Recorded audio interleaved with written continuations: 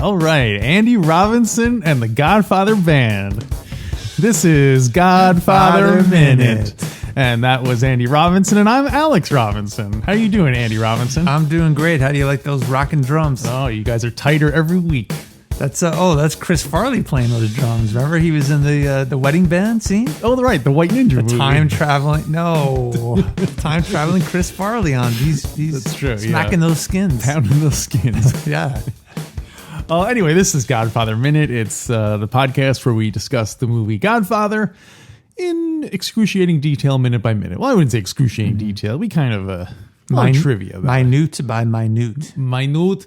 Andrew, repeat. Minute de minute. Minute v minute. This is minute 24 of The Godfather. Alex? Yes? E minuto. E minuto Numero 24. 24. That's an easy one. 24. 24. Say it with me. Minuto numero 24. Perfetto. Oh.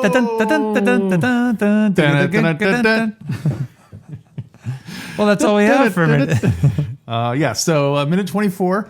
It starts off with we're in the Don's office. He's having a conference with Johnny the Complainer Fontaine. Oh, and this guy.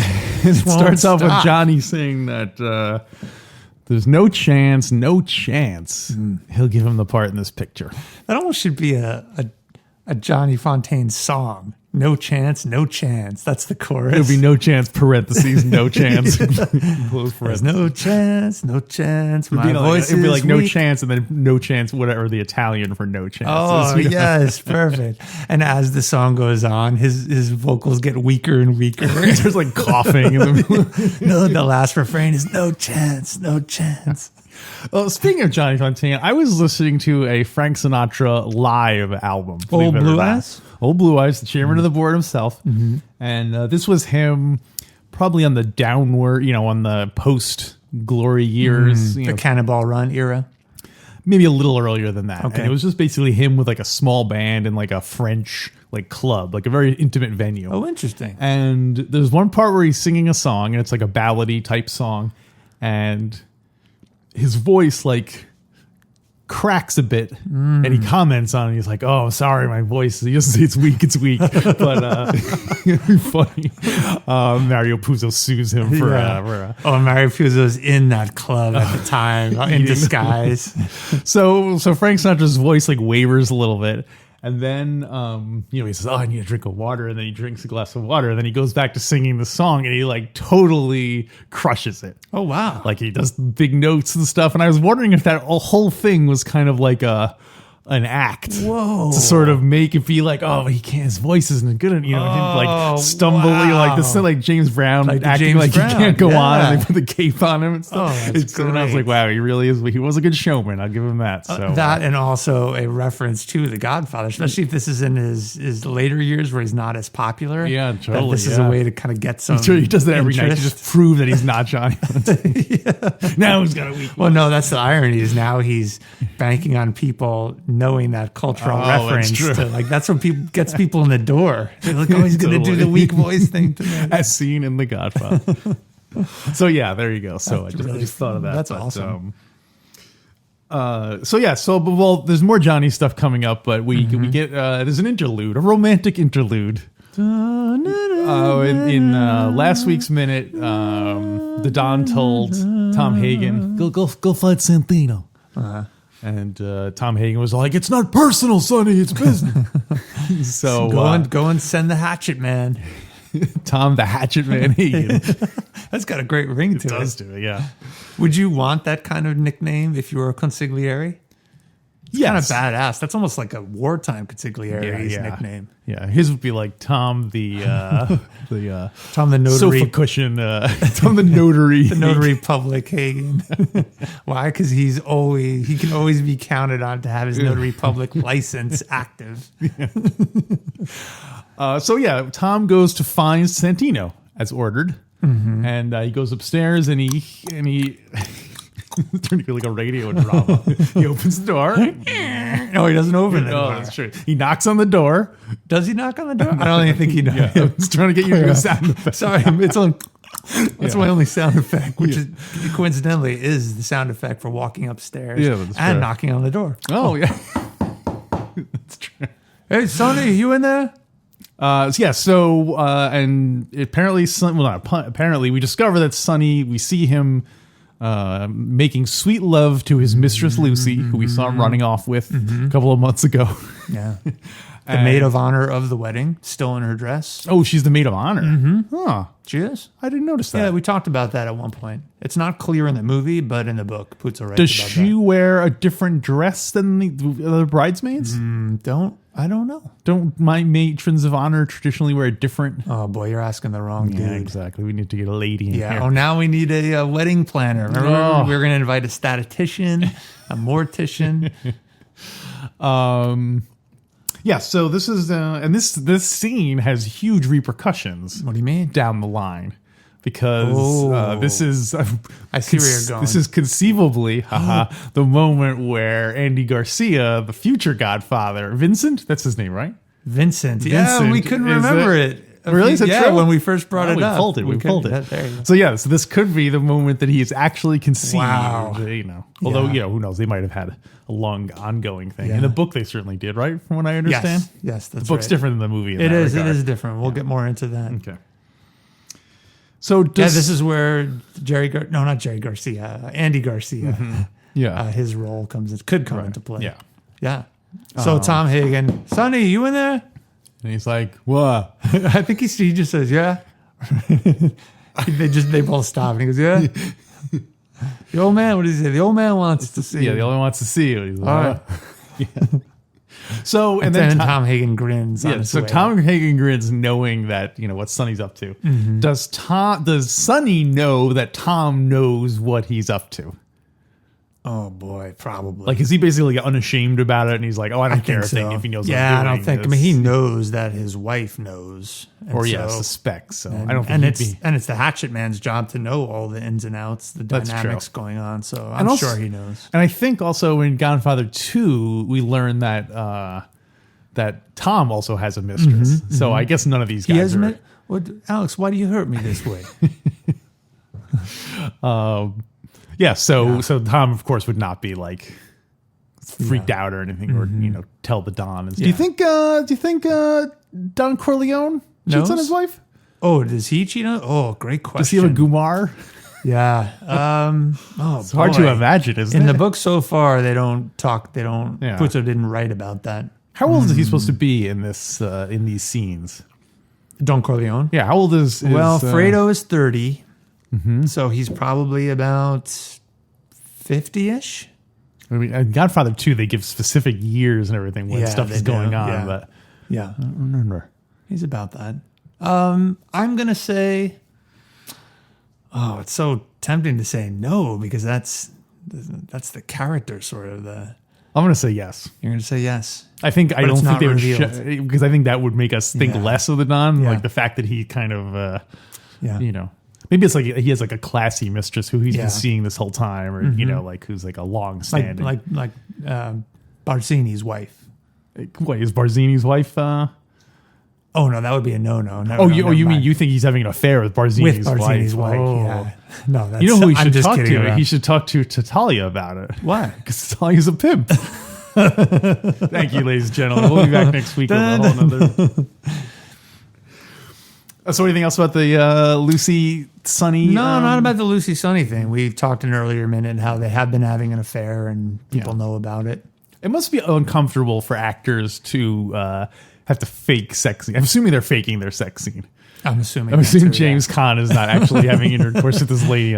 He's a method actor. You never know. True. You got to get into it. You got to be the character. So it must be very weird to be like faking, because when you're faking it, you're like, well, I'm not gonna make love the way I would make love. I'm gonna make love the way Sonny would make love. True. So you have to like do you make a conscious effort to do things that you would never do, or if not do things that you would scene, do as a way of protecting your own like privacy. You're like, I'm not gonna moan the way I really do, because yeah. that's like being naked in front of yeah. everyone. So That's true. I guess you do get into the character, and hopefully your director provides you some guidance.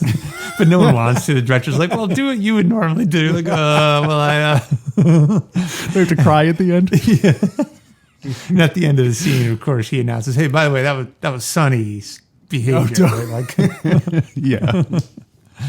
So in this line of thinking, I'm wondering if James Caan walked around with, so much like Don Corleone or Marlon Brando stuffed his cheeks with paper cotton, towels. did James Caan stuff his pants? Because at least in the book, Puzo writes a ton about the size of Santino's wiener. Well, that's the whole subplot with him and Lucy, is that they're a perfect match genitalia-wise. Yeah. So did Santino walk around with, just towels stuffed down there? Like a cucumber wrapped up in tinfoil? Yeah. I'm going to say yes. Okay. But he didn't let anyone know that, because then he doesn't want people to think that he has a small wiener. So he's like, no, I didn't stuff it. What are you, crazy? So many layers to this. I didn't go to acting school to get stupid.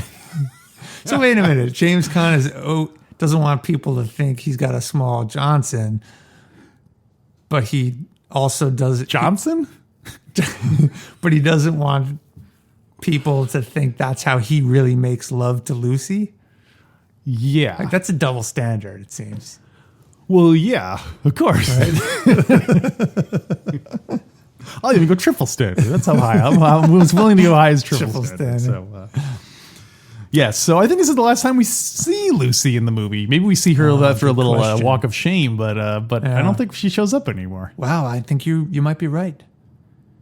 Is she at the funeral? The Don's funeral, maybe? We'll have to keep an eye out. Yeah. We'll have to keep an eye out for that 4 years from now. Yeah. Yeah. But she does show up in Godfather 3. Yes. So, but not 2. Not 2. Yeah, we talked about her being one of the few that bookends the movie. Right, yeah. Her and Zaza. See, that's another person I would digitally insert into the wedding scene. Oh, it's like a 10-year-old Joe Mantegna. What would his role be there? I mean, he's a kid, so I don't know what he would be doing there. Would be running around at that age? Well, let's see. He's probably... I don't know what young preteens are doing at the wedding. You see him kind of dancing and mingling about. Yeah, I'm sure they'd be screaming for Johnny. Yeah. They should have had a scene in Godfather 3 where Joe Mantegna's like, oh, that time I saw Johnny Fontaine show up. His voice was weak, but he still had it. That's pretty good. Thank you. You do a great Zaza. I thought he talked like that. No, he's more like this. So anyway, anything else about... No, not about Lucy, and but Sonny? there is, Alex, as you know, I am making my way slowly but surely, meticulously through the book. The Sicilian? Not the Sicilian. I couldn't do that meticulously. But guess what? What? That's what? The book is different than the movie? You got it. Zaza. The book is different than the movie. The book is different than the movie. The book is different. The book is different. The book is different than the movie. Yeah. So in the book, Puzo wrote a little bit more about Johnny complaining to the Don in this scene that we don't see in the movie. I'd like to read an excerpt from it. Cue book reading music. Johnny paced up and down the room. So I can't listen to you and do the music at the same time. We'll add it in afterward. You Why are you playing that song? No one Italian musician. And everyone starts clapping. So this is Johnny. So in the movie, you see him just complaining about his voice being weak and how big shot Waltz won't give him the picture. But Johnny in the book is complaining about a lot of other things. What else is he complaining about? He just keeps going on and on. Puzo writes, Johnny paced up and down the room. And he's talking about his wife, by the way. I was crazy about that bitch. The biggest star in Hollywood. This is the woman he married. This sounds like a waltz talking. Just so you don't think I'm... And I was crazy about the bitch. The biggest star in Hollywood. It's confusing reading his voice. Yeah, I ain't just some Hollywood big shot. Sorry, I'm jumping all over the place. Jumping all around. Yeah, my voice is weak. Not like some band leader. Anyway. So Johnny's complaining about his wife. And by the way, this is his second wife. So Ava Gardner. He married the local, divorced her when he got famous. Now he's married to this famous woman. I was crazy about that bitch. The biggest star in Hollywood. She looks like an angel. And you know what she does after a picture? If the makeup man does a good job on her face, she lets him bang her. Whoa. Yeah. If the cameraman made her look extra good, she brings him into her dressing room and gives him a screw. Whoa. Anybody. She uses her body like I use the loose change in my pocket for a tip. Like so many judges. Exactly. I love how it's the first of two references to loose change in your pocket. That must have been a phrase back then. A whore made for the devil. Wow. Yeah. So he's sour. Does not. So this is his current wife? His current wife. Wow. Yeah. And in the opening scene of the book, I think it's the very first scene in the book, he's drunk and he beats her up. And she's laughing while she's beating him up because he can only beat her body and not her face. Wow. Or else he'll get in trouble because she's a big movie star. Oh, right, yeah. It's So she's crazy. laughing because she can only beat his body. Well, she's laughing at him, at his Yeah, manhood, how he's how he's weak. Yeah. He's weak. Well, apparently Francis Ford Coppola, when they first proposed giving him this book for him to adapt it, he was originally like, ugh, like because of all the stuff about the size of Santino's wiener and the size of like that whole crazy Coppola, subplot about her getting surgery to tighten things up down there. And apparently Coppola was like, I don't want to do this because of that. And then I guess, I guess they let him cut, all that stuff out, which is. Let him cut the wiener parts out of it, right? Oh, don't say that. Well, no, just cut those parts. Just don't cut it. Maybe just bob it. Just what? Just bob it. Johnny! Another interesting part in the book is Puzo wrote that Johnny complains to Don Corleone that Waltz won't give him the picture. Why not? Because he sang for liberal organizations and called him a communist. A little historical context there, Alex. Another Frank Sinatra parallel. He used to be a staunch Democrat. He was big into FDR. He campaigned for Kennedy and stuff. And and then once Kennedy got elected, he totally Kennedy and Frank Sinatra would apparently go party together and bang whores and all this stuff. And then once JFK got elected, his handlers were like, you can't keep partying with Frank Sinatra. It just doesn't look good. So he totally cut Frank Sinatra off. And that turned Frank Sinatra into a Republican after that. He's like, I'm never going to vote for him again. Oh my God. A staunch Republican after that. I'm never going to vote for you again. Wait, let me get a drink of water. Oh, my voice is weak. He'll never do it. He'll never be able to pull it off. Oh, maybe then he goes and gets a drink of water. And when he comes back on, the ending of the song is, I am going to vote blue. Oh, that's what they call him, old blue eyes, right? So, so interesting differences or additions in the book leading up to this interaction between Johnny and his Don. I was just looking at my notes. One quick rewind. When it's the scene of when Sonny goes back to work, plowing that lady. Yeah. Plowing that lady. He's making, you said earlier he's making sweet love to his mistress. That's true. Once he is, it immediately cuts to a scene of like an opera singer lady. Oh, yeah. I thought that was such a funny thing. You cut from her moaning, like, and then you see this lady doing opera. I think that was a really funny transition between those two scenes. So, when I watched that opera singer, I felt bad for her. Why? Well, because you feel bad for her? I feel like Johnny just sang. Yeah. And so the crowd was listening to every note and they screamed for him. And watching the scene, you see people just walking around. Someone even walks between the camera and her, and they're drinking. They don't even seem to be watching or listening. And she is even looking around. Does anyone even know? Exactly, looking for her audience. And it just reminded me for the pity that our mother felt for Luca Brasi. Oh, just sad. Wow, there's layers to it.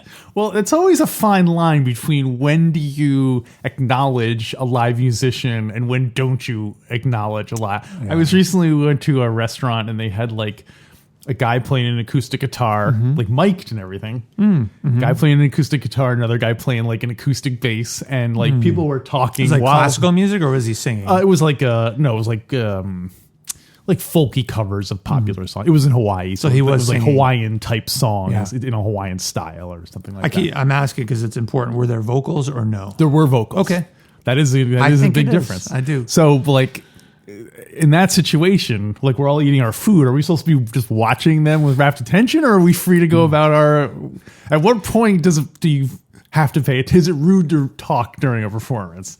You're a musician. What's your feelings on The this? answer is yes. It is always rude. You need to put your fork and knife down, turn your chair, face the Wow, musicians. the whole time. I mean, so are my you there- food's out there getting cold. Getting cold. Take it to go, bro. I give the guy $10. I'm like, just hold on for 15 minutes. Let me eat my meal.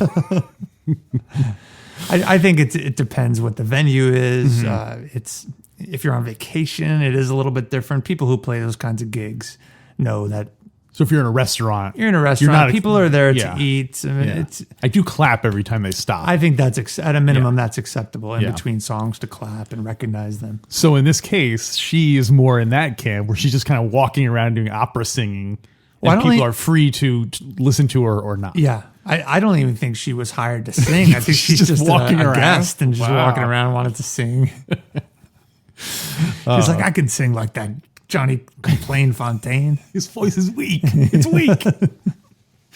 So yeah, the opera singer. But, Or maybe she was trying to impress Johnny and so just started singing. like a She's backup singer. Yeah, because she wanted to get a part in his next picture. And so she sang. So she's gonna go see The Godfather the later. never-ending chain of people. Oh my gosh. The whole movie is nothing but singers hired by People asking favors. yeah.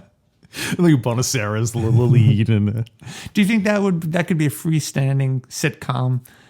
Just people going to ask the Don for favors. like the whole thing's just set in his office, Yeah, or like with a each few- episode would be a different, like him executing the favor. No.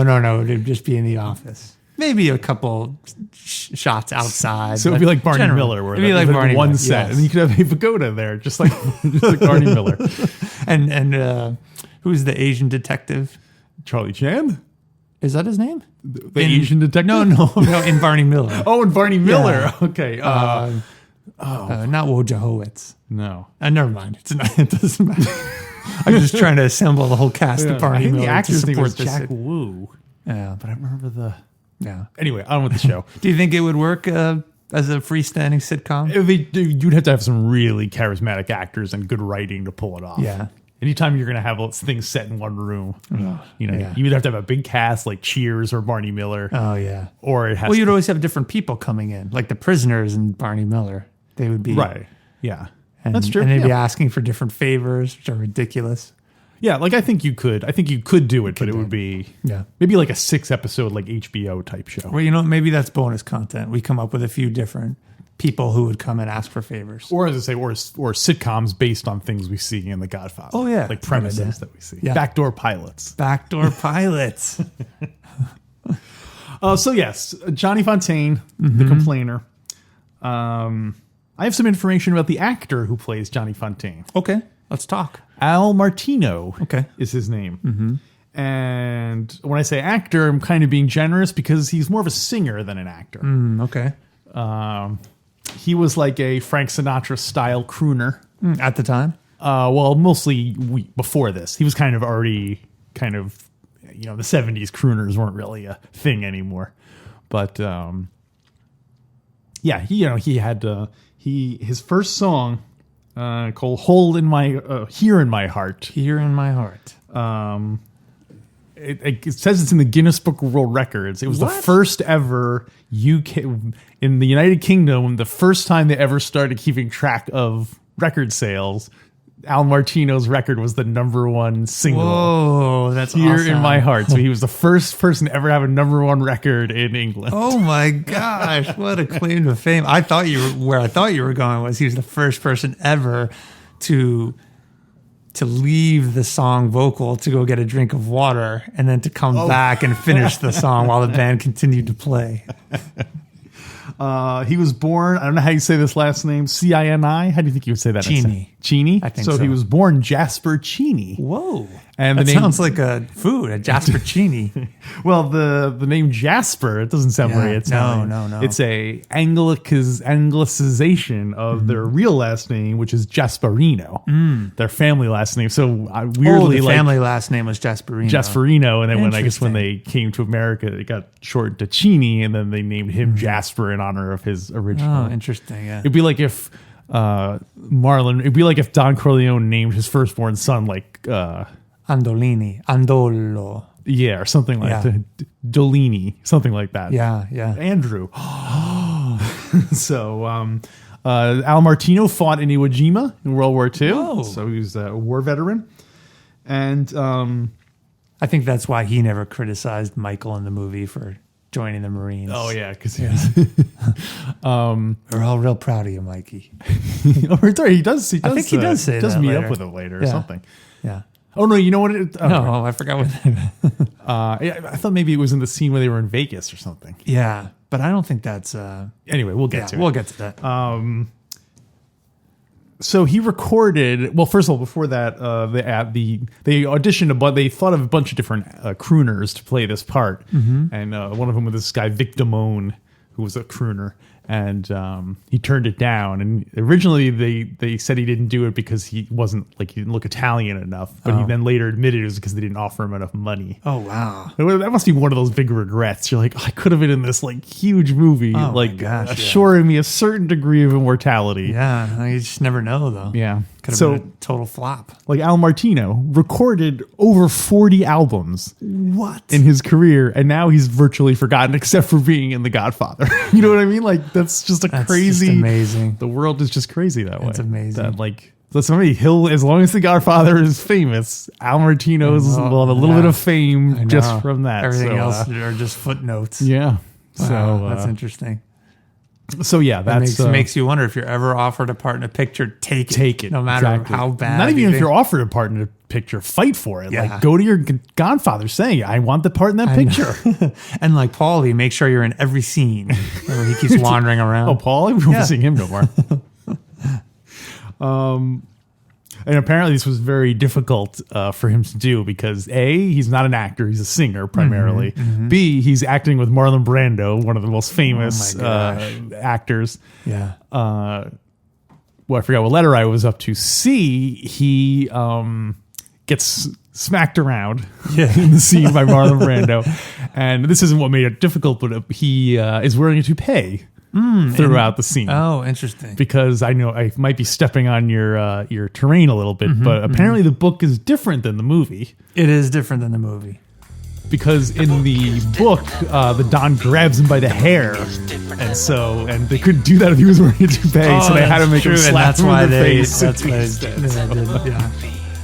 So yeah, Yeah, interesting. That's all the information I have about Al Martino. Wow. Well, Al Martino, nice job. We always appreciate your performance. And, I think earlier on in the podcast, several weeks ago, we suggested that these would be some of the worst minutes. I don't know. I'm having fun and it's all entertaining. So, Al Martino, I apologize for making that prediction earlier on. You do a great job. Yeah, totally. And you do, I think, have some of the more iconic lines in the movie. Yeah, It's weak. true. It's because of him weak. that it's weak. the whole "I'll make him an offer I can't refuse" comes He's out, the so. catalyst. He was the assist to that most famous line. I think what it says like in the quote book, it says like Vito Corleone with an assist by Johnny Fontaine. It's an asterisk next to it. But so it's that balance though. He gets the assist, but he gets the assist for being such a complainer, a Yeah, whiner, well, hey, having a weak voice. Still counts. Any way to get Still there, counts. right? Yeah. He's immortal. So then it cuts back to them talking, and Johnny is still continuing to complain to his godfather. And I think it's a really funny line. I wrote it out. A month ago, he bought the movie rights to this book, a bestseller. The main character's a guy just like me. Why, I wouldn't even have to act, just be myself. Which, as I was listening to that, I wondered how much of that was also parallel to Frank Sinatra's life. Oh yeah, It truly was. Yeah, the That character part he was who's gonna- perfect. He wouldn't have to act. the character he wound up playing was like Private Maggio, like an Oh, Italian okay. kid from the streets. Got it. Who, So, wow. so it's a similar kind of. Oh my gosh, I can't believe Puzo didn't Puzo deny it was about Frank Sinatra? I don't know if he ever confirmed. He couldn't have. I don't think he ever like confirmed or denied it. Okay. Like I don't think you want to get sued by saying, yeah, that's Frank Sure, Sinatra. yeah. But he, everyone clearly Frank Sinatra People knew. knew. So the Godfather gets so upset at this. Yeah. Well, because he says he gets upset when he's like, I don't know what to do. I don't know what to do. I don't know what to do. And then And he the says, you Godfather- can act like. And then that minute, that's the end of the minute. Oh, what do they call it? Cliffhanger. It's like match game. You can Yeah. act like a blank. And everyone's right. You can act like a star. You can act like a. That's the only clue we have, I guess. Just saying it. Well, I think it's funny is that the funny thing about this line that I just thought of is that the line before Johnny's like, oh, I could, it's just, I wouldn't even, I could just play myself. I wouldn't even have to act. And at that point, Don Corleone's like, oh, you know how you can act, like the term act. But then Johnny's like, I don't know. So during that, I don't know. Vito Corleone's like simmering on that act line. Oh, like that's- he's thinking about that line and being like, It's another assist by Mr. oh, it's a Martino. reverse assist. Oh no, I thought he was saying it was a reverse assist that oh yeah, you're right. Yeah, he sets him up like, oh, I don't know, I can act like myself. so he, I just feel like I need some sense knocked into me. He's setting up every line. So yeah, there you go. and so he stands up, and the minute ends right when he's saying that line, and right when he's can grabbing him. Yeah. He grabs him with both arms. I know the next minute we'll talk more about the smack and all the follow up. But I do want to point out that in the previous minute or 2 minutes ago, Fredo smacked Michael. It's a very different feel and different that's contrast. true. Yeah, it's a nice whole lot of slapping going on in this family. And, I don't think we talked about this, but when Fredo smacked Mikey, I wonder if that was Fredo's like deep down wish for more respect. He smacks Mikey. It's like the one time he can get away with it. Mikey's facing the other way. So yeah, he smacks him. Alex, would you have gone to your Godfather and groveled in this way? Let's just say, you're a graphic novelist. Let's just say your publisher refused to publish your next book. Yeah. They just didn't think it was good. Would you have gone groveling? I probably would have. Yeah? I'm generally a very self-pitying person anyway, so I think that would be, I'd be like, no, Godfather, they wouldn't give me this. What excuse would you have made? Or why I didn't get it? Yeah. Well, I first of all, I'd say my drawing is weak. It's weak. And then I would just say there was no chance. But why wouldn't your publisher give it to you? Like Johnny complains that, Well, he doesn't know why he doesn't give it to him. Oh, later on he talks about it, but so yeah, we should. That's true. Yeah. So it's not below you? No, I thought you were going to. What reason would the publisher give? That was what I was going to ask. Well, clearly, I was trying to bang this piece of tail he had that he was grooming for to be the new. That comic book business, it's ruthless, right? Cutthroat, yeah. And let me just tell you. So it's not all about nickel. So it's not all about inking and penciling. So yes, I would go to the Godfather and grovel. Yeah. I thought Why you were not, right? That's what he's there. He's your godfather. Yeah, it's true. Why He's else have a literally your godfather? godfather. You are his godson. Well, plus you have to figure by this point, the Don has probably asked Johnny for other. Later on we see Michael say, "Oh, how about getting some of your Hollywood friends to come perform?" Yeah. I'm sure that Johnny's done other favors. Yeah. Have him play private performances or opening some Mickey Mouse nightclub or something, and they need to get some. Oh, Johnny doesn't do that. You don't think Johnny does it? Open Mickey Mouse nightclubs? like Fredo's Mickey Mouse nightclub, and they send Johnny, go help his club by playing there one night. Yeah, or promote it. So, yeah. How do you think Johnny would respond to those favors? I'm sure he would do it. Oh yeah, but when he got there, he would totally treat Fredo with utter contempt. Oh my gosh, he would do like half a number. Yeah, that's another term I like when people refer to songs as numbers. Music. Yeah, yeah, that's a good one. Do that other number. Why do they call it that? Were they listed as numbers? Yeah, it makes sense that they would have in a book of songs. Yeah, they're page numbers or whatever. get up too for clothes. It's a good one. Look at that get up. Yeah. So this is the first time we see this is the first time we see firsthand. I think the only time firsthand we see the Don being violent. Yeah, we see we see the little taste of the violence of the mafia. He jumps up out of his chair. He grabs Johnny, and he's about to lay in, as we'll explore next minute. Yeah. You gotta save some of this for next week. I want to point out that in Coppola's production notes, I told you I got my hands on them. Wasn't easy. You broke in.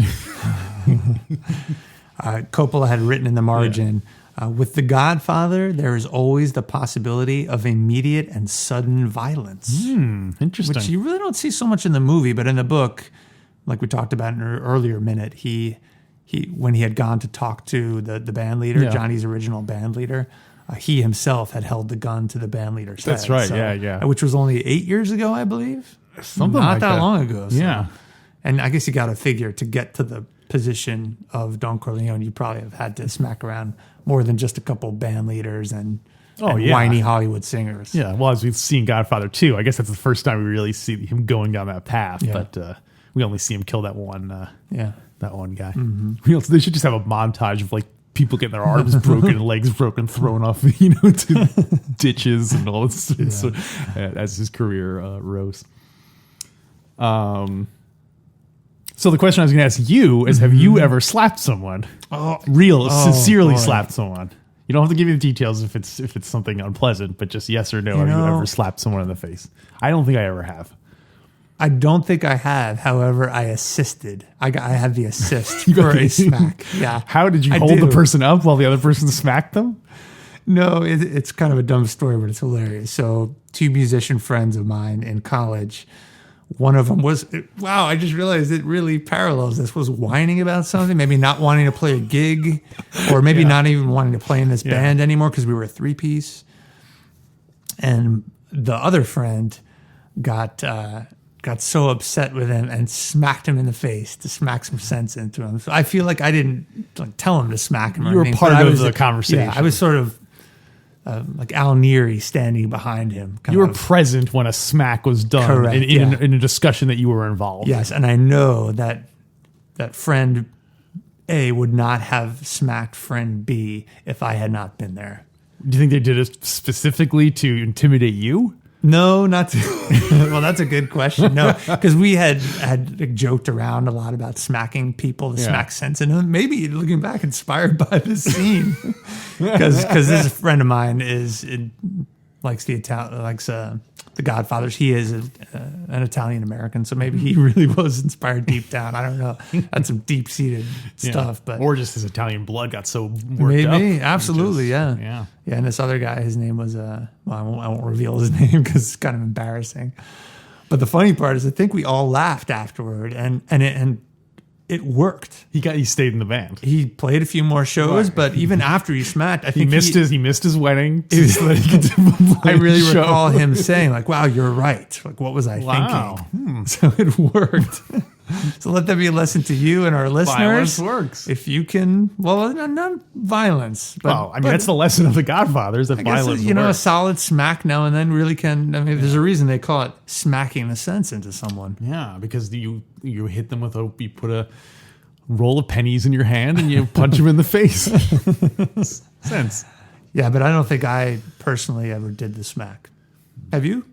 I've done smack plenty of times. Yeah. No, I've never slapped someone in anger. But you never sell it to children. Yeah, exactly. I want it kept out of the schools. Yeah. So anything else about this minute? Or should we get right to the ratings? I think it's interesting how the minute ends right when the Godfather's getting all heated up by this. Yeah. But it's a great minute. We see I don't think there's any question what we're going to give this minute. Oh, absolutely, yeah. Yeah. I think any Johnny Fontane minute seems to automatically get a 5. It's turning that way. Because when he comes back later on, you have Fredo and Johnny Fontane in a scene together. How are we not going to give that 5? We're going to have to come up with a new scale at that point. We really do, yeah. Inflation.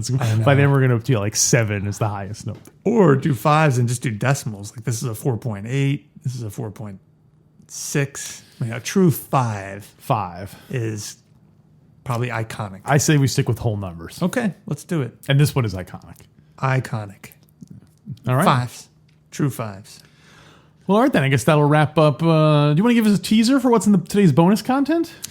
Well, one idea is I was going to talk about my song I've been working on writing about Johnny Fontaine, inspired by it's a very his musical dialogue. musical week. Yeah. All right, cool. So if you're, and we'll probably talk about some other things. I don't know if that'll fill up all the. I have a feeling we're going to talk about Fredo Corleone's Mickey Mouse nightclub, which seems to come up every week on the show. Speaking of which, you can join in the conversation on Facebook at Fredo Corleone's Mickey Mouse nightclub. Yeah, search that and you'll find us there. And also on Twitter at Godfather Minute. Do you have something else to say about the I want to add that it's Fredo Corleone's Mickey Mouse nightclub, the only place where you won't get stepped over. You'll be respected, and the only place you're smart. The only place you do the stepping over.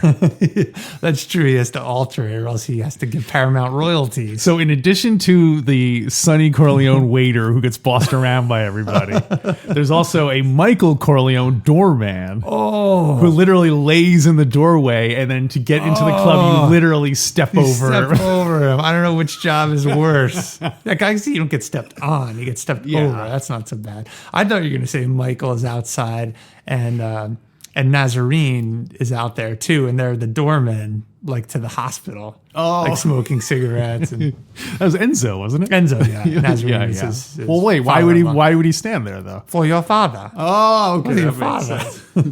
Anyway, if you want to hear the bonus content, go to godfatherminute.com/support. There'll be all the information you need to hear about the additional bonus content, which we're going to discuss shortly. So until then, everyone else, we'll be back next week. And make sure you leave the gun and take the cannoli on the Godfather Minute. Bam!